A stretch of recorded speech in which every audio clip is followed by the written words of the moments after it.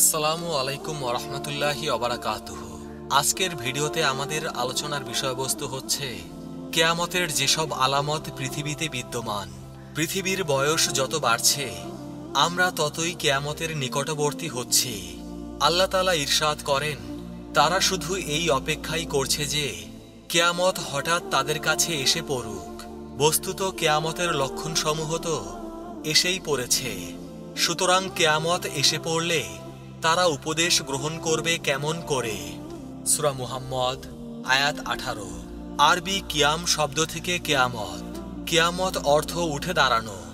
ইসলামী আকীদা অনুসারে ফেরেশতা ইসরাফিল আলাইহিস সালামের শিঙায় ফু দেওয়ার মাধ্যমে কিয়ামত শুরু হয়ে যাবে। মানুষের অবাধ্যতা যখন চরমে পৌঁছাবে, আল্লাহর নাম নেয়ার মতো পৃথিবীতে একটা লোকও থাকবে না। সেদিন আল্লাহ এই বিশ্বজগৎ এবং সবকিছু ধ্বংস করে দেবেন। একেই বলে কিয়ামত। বিশুদ্ধ বর্ণনা মতে ইসরাফিল আলাইহিস সালাম শিঙায় দুবার ফু দেবেন। সূরা জুমার আয়াত 68।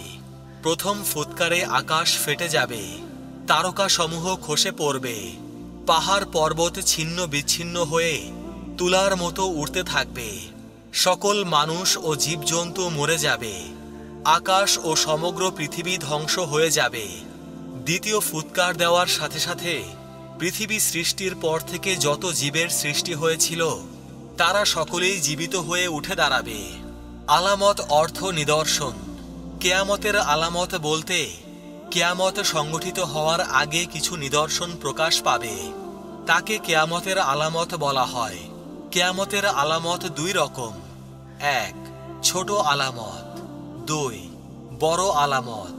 অধিকাংশ ক্ষেত্রে ছোট আলামতগুলো কিয়ামত সংগঠিত হওয়ার অনেক আগে থেকে প্রকাশিত হতে থাকবে, আর বড় আলামতগুলো প্রকাশ পাবে অচিরেই। রাসূলুল্লাহ সাল্লাল্লাহু আলাইহি সাল্লাম কিয়ামতের অনেক আলামত বা নিদর্শনের কথা হাদিসে বলে গেছেন। বড় আলামতগুলো হলো ইমাম মাহদির আত্মপ্রকাশ, মিথ্যুক দাজ্জালের আবির্ভাব, ঈসা আলাইহিস সালামের আগমন, ইয়াজুজ মাজুজের আত্মপ্রকাশ, পূর্ব পশ্চিম ও আরব অঞ্চলে বড় ধরনের 3টি ভূমিধস, বিশাল ধোঁয়া, পশ্চিম আকাশে সূর্যোদয়, অদ্ভুত জন্তুর প্রকাশ, ইয়েমেন থেকে আগুন বের হয়ে মানুষকে হাঁকিয়ে নিয়ে যাওয়া ইত্যাদি। ছোট আলামত যেমন প্রচুর ধন সম্পদ হওয়া এবং জাকাত খাওয়ার লোক না থাকা, নানা রকম গোলযোগ কিংবা ফিতনা সৃষ্টি হওয়া, আমানতদারিতা না থাকা, ইলম উঠিয়ে নেওয়া, অজ্ঞতা বিস্তার লাভ করা, সুদ ব্যভিচার মদ বাদ্যযন্ত্রের ব্যাপক প্রসার লাভ করা, রাখাল শ্রেণীর অট্টালিকা নির্মাণ, কৃতদাসী কর্তৃক স্বীয় মনিবকে প্রসব, মা বাবার অবাধ্যতা হত্যা, বেশি বেশি ভূমিকম্প হওয়া, মানুষের আকৃতি রূপান্তর, আকাশ থেকে পাথর পড়া, মুমিনের স্বপ্ন সত্য হওয়া, মিথ্যা সাক্ষ্য বেড়ে যাওয়া, নারীর সংখ্যা বেড়ে যাওয়া, আরব ভূখণ্ড তৃণভূমি ও নদ নদীতে ভরে যাওয়া, ফোরাত নদীতে স্বর্ণের পাহাড় প্রকাশ পাওয়া, হিংস্র জীবজন্তু ও জড় পদার্থ মানুষের সঙ্গে কথা বলা ইত্যাদি। কিয়ামতের আলামতগুলোর মধ্যে বেশ কিছু নিদর্শন ইতোমধ্যে প্রকাশ পেয়েছে বলে অনেক ইসলামী চিন্তাবিদ মনে করেন। যেমন এক, আব্দুল্লাহ ইবনে আব্বাস রাদিয়াল্লাহু তাআলা আনহু বর্ণিত রাসূল পাক সাল্লাল্লাহু আলাইহি সাল্লাম বলেছেন, আমার পরে পৃথিবীতে সর্বপ্রথম ইরাকে ফিতনা সৃষ্টি হবে। নবী পাক সাল্লাল্লাহু আলাইহি সাল্লামের এই ভবিষ্যৎবাণী সত্যে পরিণত হয়েছে। দুই, নবী পাক সাল্লাল্লাহু আলাইহি সাল্লাম বলেছেন, তাবুকের যে স্থানটিতে কূপ রয়েছে সেটা কিয়ামতের আগে ফুলে ফলে ভরে উঠবে। আজ আমরা দেখতে পাচ্ছি তাবুকের ওই স্থানটি রীতিমতো বাগানে পরিণত হয়েছে। তিন, হাদিসের ভাষ্যমতে লোকেরা এত পরিমাণ সম্পদশালী হয়ে উঠবে যে কেউই জাকাত গ্রহণ করতে চাইবে না। আজ এর সত্যতা আমাদের কাছে স্পষ্ট। চার, বিভিন্ন প্রাকৃতিক দুর্যোগ যেমন অতিবৃষ্টি, অনাবৃষ্টি, তীব্র ঠান্ডা ও দাবদাহ সহ ব্যাপক হারে দেখা দেবে। এতে করে মাঠ ঘাট ফসলহীন হয়ে পড়বে। আজ আমরা দেখতে পাচ্ছি প্রাকৃতিক দুর্যোগের কারণে ফসলের উৎপাদন কি পরিমাণ ক্ষতিগ্রস্ত হচ্ছে। 5, আবু হুরায়রা রাদিয়াল্লাহু তাআলা আনহু থেকে বর্ণিত হাদিসে আল্লাহ রাসূল সাল্লাল্লাহু আলাইহি সাল্লাম ইরশাদ করেছেন, মানুষের মধ্য থেকে যখন আমানতদারিতা উঠে যাবে তখন তোমরা কিয়ামতের অপেক্ষায় থাকো। এর অর্থ হলো সময়ের সঙ্গে সঙ্গে পৃথিবী থেকে আমানতদারিতা দূর হয়ে যাবে। আর বর্তমানে ধোঁকাবাজি, প্রতারণা, অযোগ্য ব্যক্তির ক্ষমতা এবং চুরিচামারি এত পরিমাণ বেড়ে গেছে যে পৃথিবীতে আমানতদারিতা নেই বললেই চলে। 6, একটা সময় আসবে যখন পৃথিবীর সবচেয়ে ক্ষমতাধর রাষ্ট্রপ্রধানগণ বলতেই পারবে না যে ইরাক আসলে কোথায় আছে। এখানে ভৌগোলিকভাবে ইরাকের নিশ্চিহ্ন হয়ে যাওয়াকে বোঝানো হয়নি, বরং এখানে বোঝানো হয়েছে একটা সময় আসবে যখন অমানবিক জুলুম নির্যাতনের শিকার হয়ে ইরাকের অধিবাসীরা পার্শ্ববর্তী বিভিন্ন দেশে শরণার্থী হিসেবে আশ্রয় নেবে, যার প্রমাণ আমাদের কাছে স্পষ্ট।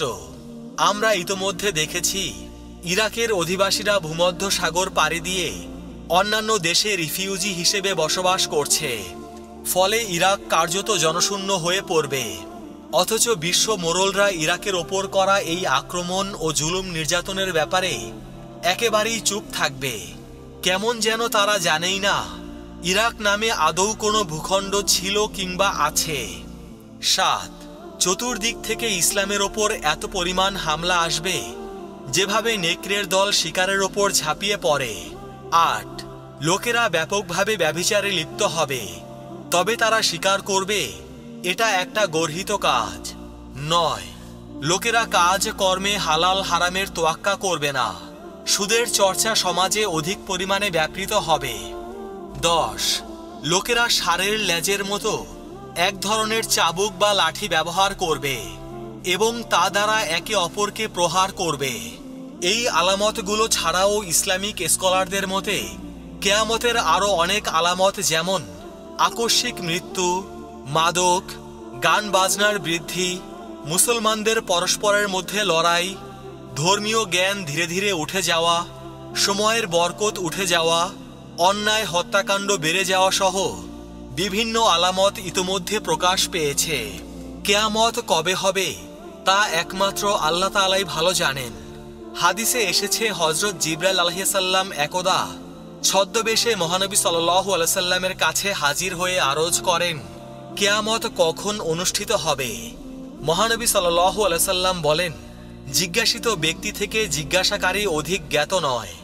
অর্থাৎ কিয়ামত কখন অনুষ্ঠিত হবে তা আল্লাহ ছাড়া আর কেউ জানে না। আল্লাহ ইরশাদ করেন, কিয়ামতের জ্ঞান কেবল তারই জানা। তার জ্ঞানের বাইরে কোনো ফল আবরণ মুক্ত হয় না এবং কোনো নারী সন্তান প্রসব ও গর্ভধারণ করে না। সূরা হামিম সাজদা আয়াত 47। অপর আয়াতে বলা হয়েছে, তারা আপনাকে জিজ্ঞেস করে কিয়ামত কখন হবে? আপনি বলে দিন, এই খবর তো আপনার পালনকর্তার কাছেই রয়েছে, নির্ধারিত সময়ে তিনি তা পরিষ্কারভাবে দেখাবেন। সূরা আরাফ আয়াত 187।